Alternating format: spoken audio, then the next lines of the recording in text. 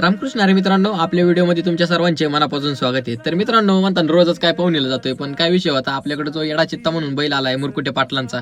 तर पाहुणा आज आपले गोठ्यावाले होते, त्यांच्या डोळ्यासमोर आपल्याला पाहुणे टाकायची होती. त्यांचा लय जीव बैलावरती. मग काय त्याच्यासोबत आपल्याला वाकडवरून एक दोन आवताची बैल आली होती ना, त्यातला एक शंभू म्हणून त्याला पण आणला होता.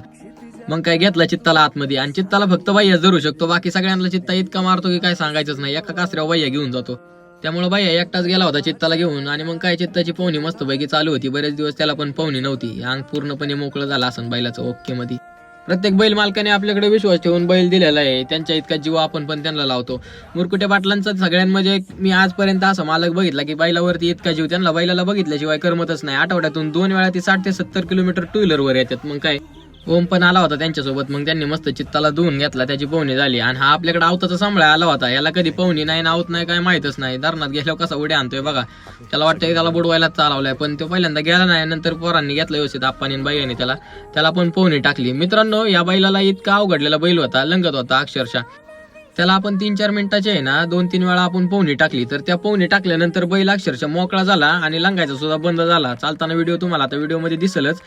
आणि हा बैल वैरण पण नीट खात नव्हता, खुराक पण अर्धा तासच ठेवायचा. तर पाहुणे टाकल्यानंतर मी आता घरी गेलो ना, तुम्हाला आज संध्याकाळची उद्या सकाळची व्हिडिओ मी तुमच्यासोबत शेअर करेन की बैलाची भूक पण वाढते पाहुणीने. बघू शकता लंगायचं सुद्धा बंद झालं. अशा माहितीसाठी आपल्या आयडीला फॉलो करायला विसरू नका. जय श्रीराम.